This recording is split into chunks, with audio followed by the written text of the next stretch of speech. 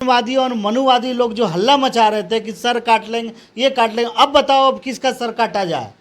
एक बेटी जो डॉक्टर बन जाती है, लेकिन उसका नजरिया क्या होता है समाज का कि वह एक सफाई कर्मचारी की बेटी है, वो डॉक्टर नहीं दिखती है। सोचिए क्या दिमाग है और क्या नज़र और क्या नज़रिया है।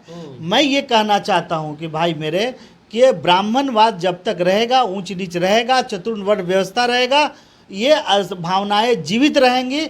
इस समाज में निर्मूल कर दिया गया था। अब ये बात तय कीजिए कि हमें बहुजन के सरकार बनानी है, जिसमें इन सवर्णों को कोई स्थान नहीं होगा। और ये जो जगह जगह पे बनाए गए हैं, सड़कों पे बनाए गए हैं मंदिर, किसके लिए है? ब्राह्मणों का ये धंधा है। दुर्गा पूजा होती है, उसमें चंदा होता है, चंदा मतलब धंधा होता है। और ये धंधे का जब अगर बात करते हैं तो उसकी ऐतिहासिकता, काल्पनिकता पे बात होगी।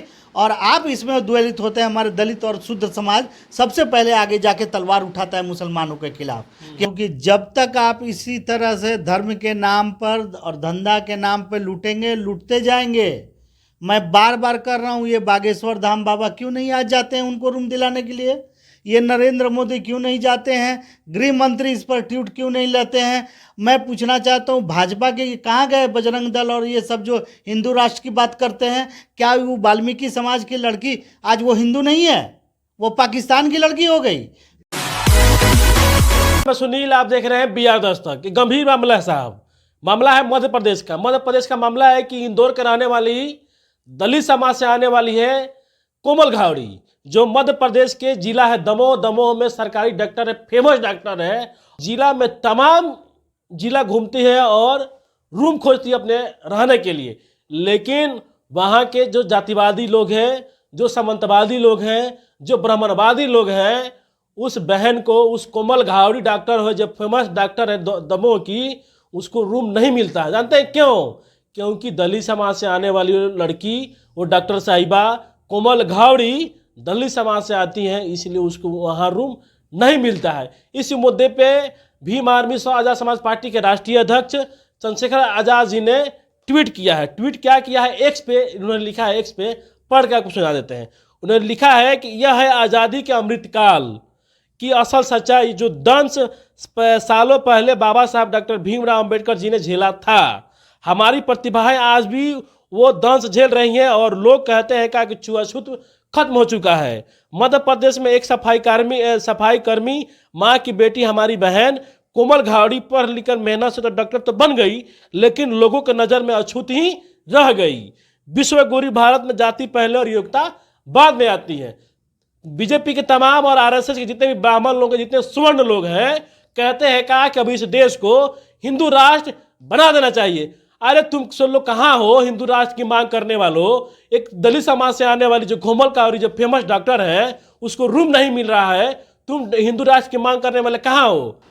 आज़ाद समाज पार्टी के राष्ट्रीय अध्यक्ष चंद्रशेखर जी ने क्या लिखा था, एक्स पे हमने पढ़ के सुना दिया। इसी मुद्दे पे हम बात करेंगे। भीम आर्मी आज़ाद समाज पार्टी के जो प्रदेश के प्रवक्ता हैं डॉक्टर वीरेंद्र भास्कर जी।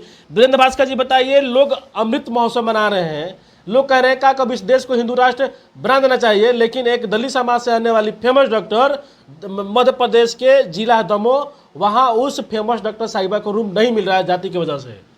देखिए, ये कोई नई बात नहीं है। जैसा कि राष्ट्रीय अध्यक्ष ने कहा जी कि इस देश में जो ये दंश झेलने का जाति कभी जाति नहीं है, वो आज इस घटना ने फिर साबित कर दिया। अच्छा। और ये फिर सवाल खड़ा कर दिया इस समाज के सामने कि आप जो डींगे हाँकते हैं कि हिंदू राष्ट्र बनाना है और हिंदू राष्ट्र में सभी लोग बराबर हो गए, और हिंदू राष्ट्र में जो अगर कर्म के आधार पे आपके स्थान ऊंचा हो जाता है, ये सब झूठ है। ये दिमाग में ब्राह्मणवाद, मनुवाद इतने घर कर गया है कि जाति कभी जाति नहीं है। आज साबित हो, जो ये ब्राह्मणवादी और मनुवादी लोग जो हल्ला मचा रहे थे कि सर काट लेंगे, ये काट लेंगे, अब बताओ अब किसका सर काटा जाए। एक बेटी जो डॉक्टर बन जाती है, लेकिन उसका नजरिया क्या होता है समाज का कि वह एक सफाई कर्मचारी की बेटी है, वो डॉक्टर नहीं दिखती है। सोचिए क्या दिमाग है और क्या नज़र और क्या नजरिया है। मैं ये कहना चाहता हूँ कि भाई मेरे कि ब्राह्मणवाद जब तक रहेगा, ऊंच नीच रहेगा, चतुर्वर्ण व्यवस्था रहेगा, ये भावनाएं जीवित रहेंगी। इस समाज में निर्मूल कर दिया गया था इस जातिवाद को संविधानवाद के द्वारा। आज हम संविधान की रक्षा की बात क्यों करते हैं? क्योंकि वह समतामूलक समाज की बात करता है, और ये जो हिंदू राष्ट्र है वो ऊंच नीच जाति पाति की बात करता है। द्रौपदी मुर्मू तो राष्ट्रपति हो गई, क्या किया उन्होंने? संसद में घुसने नहीं दिया। संसदीय परंपरा की सर्वश्रेष्ठ नायक होती है, संविधान के द्वारा प्रथम नागरिक होती है, उनको नहीं लाया गया। ये जातिवादी नज़रिया है बीजेपी हिंदू राष्ट्र का। आप ये बात तय कीजिए कि हमें बहुजन के सरकार बनानी है जिसमें इन सवर्णों को कोई स्थान नहीं होगा। और ये जो जगह जगह पे बनाए गए हैं, सड़कों पे बनाए गए हैं मंदिर, किसके लिए है? ब्राह्मणों का ये धंधा है। दुर्गा पूजा होती है, उसमें चंदा होता है, चंदा मतलब धंधा होता है। और ये धंधे का जब अगर बात करते हैं तो उसकी ऐतिहासिकता काल्पनिकता पे बात होगी। और आप इसमें द्वैलित होते हैं। हमारे दलित और शुद्ध समाज सबसे पहले आगे जाके तलवार उठाता है मुसलमानों के खिलाफ कि हम हिंदू हैं, तो वो श्रेष्ठ क्यों नहीं होंगे? मेरा ये कहना है, आपके चैनल के माध्यम से आपने एक अच्छा सवाल उठाया कि आज अछूत को अछूत क्यों समझा? अछूत समझना ही चाहिए। आप ये समझिए कि आपका कानून ये कहता कि अगर आपको कोई अछूत कहे तो आप उस पर एट्रोसिटी एक्ट लगाते हैं। तो आप ये बताइए, जब हिंदू धर्म आप बात करते हैं तो उसमें ब्राह्मण श्रेष्ठ है, तो आप हिंदू मानेंगे तो संविधान को कैसे मानेंगे?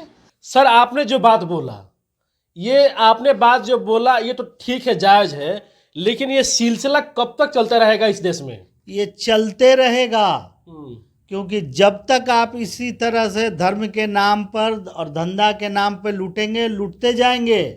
मैं बार बार कर रहा हूँ, ये बागेश्वर धाम बाबा क्यों नहीं आज जाते हैं उनको रूम दिलाने के लिए? ये नरेंद्र मोदी क्यों नहीं जाते हैं? गृह मंत्री इस पर ट्वीट क्यों नहीं लेते हैं? मैं पूछना चाहता हूँ, भाजपा के कहाँ गए बजरंग दल और ये सब जो हिंदू राष्ट्र की बात करते हैं? क्या वो वाल्मीकि समाज की लड़की आज वो हिंदू नहीं है, वो पाकिस्तान की लड़की हो गई?